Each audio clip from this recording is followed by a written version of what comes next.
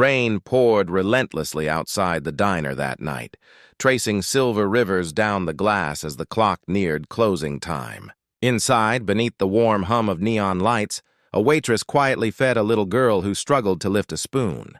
For weeks, no one noticed their ritual. The woman's gentle care, the girl's grateful smile. But what they didn't know was that someone had been watching. A stranger in a soaked coat stood outside, unseen yet deeply moved. By sunrise, the waitress's life would change forever, in a way neither compassion nor prejudice could have predicted.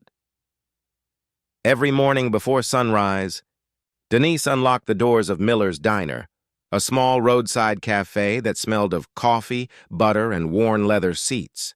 To the regulars, she was just the black waitress with a kind smile, always the first to arrive and the last to leave. Her hands, rough from years of scrubbing tables, moved with quiet grace. The job was modest, the pay smaller still, but Denise carried a calm pride in serving others. At the corner booth by the window sat Lily, a pale, frail girl whose legs hadn't worked since birth. Her mother dropped her off each morning on her way to work, trusting Denise to keep an eye on her until afternoon. Over time, feeding Lily became more than routine. It became a bond stitched together by small acts of care. Denise learned how the girl liked her pie sliced thinner, her milk warmed slightly, her napkin folded twice. Still, the world outside that diner was less kind. Denise often caught cold stares from travelers who whispered judgments under their breath. Some wondered aloud why a woman like her would waste time on someone else's child. She pretended not to hear, hiding her hurt behind a practiced smile. Yet every day, she stayed. Every day, she made sure Lily laughed, even when the girl's illness dimmed her voice. To Denise, kindness was not a transaction. It was survival. And somewhere beyond the rain-streaked window, a man in a sleek black car watched this quiet ritual unfold, unseen, but not unmoved. Days turned into weeks, and Denise's routine became a rhythm of quiet devotion. Each morning she greeted Lily with a smile, wiping crumbs from the girl's chin and humming songs her grandmother used to sing in church. The diner's hum, the hiss of the grill, the clatter of cups, was their shared symphony.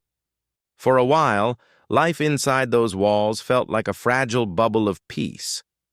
But peace rarely lasted in places where prejudice still breathed beneath polite conversation. One Wednesday afternoon, the diner filled with out-of-town customers, men in suits, women in pearls, travelers from the city. Denise served them with her usual grace, but she felt the shift in the air. Whispers floated between tables when she stopped to feed Lily her soup. One of the women frowned, her voice sharp enough to cut through the chatter. Denise heard words like inappropriate and unhygienic. She saw the manager's uneasy glance from behind the counter. Later that day, he called her into the office. The smell of stale coffee hung heavy in the air as he cleared his throat, avoiding her eyes. He said complaints had been made, that some customers were uncomfortable. He suggested she keep some distance from the girl during work hours. Denise stood silent, her heart tightening. To him, it was just a policy. To her, it was another reminder that compassion had limits when it came from hands like hers. That night, Denise still sat with Lily even after the last bell over the door stopped ringing. She fed her one last spoon of pie, pretending everything was fine.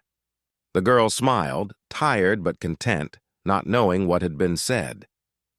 Denise wiped her tears quickly before turning off the lights.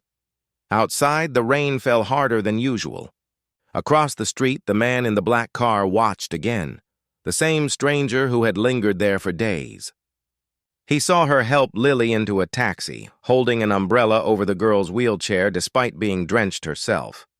He saw something that no complaint or prejudice could erase: dignity. When Denise returned inside, she found a note left on the counter. It was short, only a few words scribbled in careful handwriting. Some acts of kindness deserve to be seen. She folded it gently, tucked it into her apron, and locked the door, unaware that tomorrow, everything would change. The next morning, Denise arrived at the diner to find the door already unlocked. Her manager stood by the counter, expression stiff, holding an envelope. Without meeting her eyes, he said corporate had received more complaints. They were reviewing staff conduct. Then he handed her the envelope. Termination papers, effective immediately.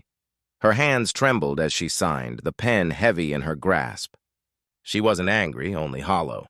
Years of loyalty and care erased with a signature. The same customers she had served faithfully now avoided her gaze as she walked out the door for the last time. Outside, the rain returned, falling in thick, cold sheets. She stood there, coat clutched tight, unsure where to go. A small voice called her name, Lily in her wheelchair waving from the curb. The girl's mother hurried behind, unaware of what had happened. Denise forced a smile, kneeling beside the child, whispering that everything was okay. But her eyes told another story. As she helped Lily into the car, a black sedan pulled up across the street.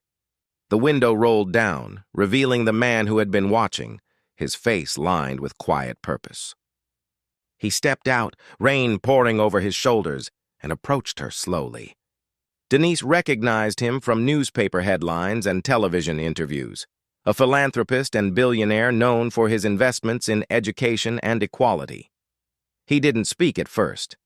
Instead, he handed her a card, simple and white, embossed with his name and a single sentence: "We should talk." Later that night, in a private office downtown, Denise sat across from him as he listened to her story. He asked nothing about the diner or the complaints, only about why she stayed kind when the world wasn't.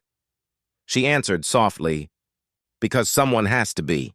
He smiled, signing a document before sliding it toward her. It wasn't a job offer, it was a deed.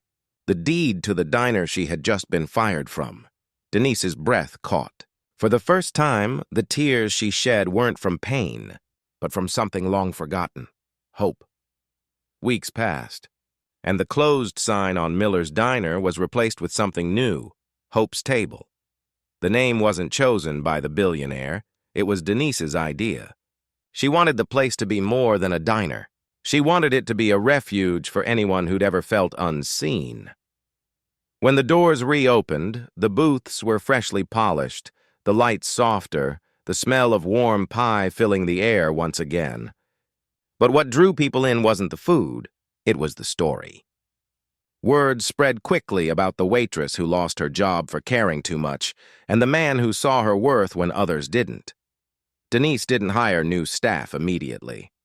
Instead, she invited single mothers, struggling students, and seniors looking for purpose to help run the place. Everyone had a story. Everyone had something to give. She taught them the same lessons she had lived by: that kindness is strength, not weakness. Lily became the diner's first regular again. Her wheelchair rolled easily across the new tiled floor as she laughed, her once quiet joy filling every corner. Denise still fed her when her hands grew tired, just like before, only now no one dared to look away. One afternoon, a journalist asked Denise how it felt to have her life transformed overnight. She smiled, eyes glistening beneath the neon glow. "It didn't change overnight," she said.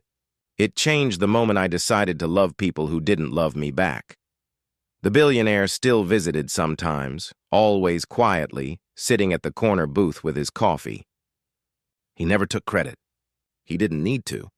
Watching people gather at Hope's table was enough, and as rain fell softly outside, Denise looked out the window, the same one where her story had begun, and whispered a prayer of gratitude. Because sometimes, the smallest acts of compassion ripple farther than hatred ever could. And maybe that's the question we all have to face. When the world tests your kindness, will you still choose to be kind?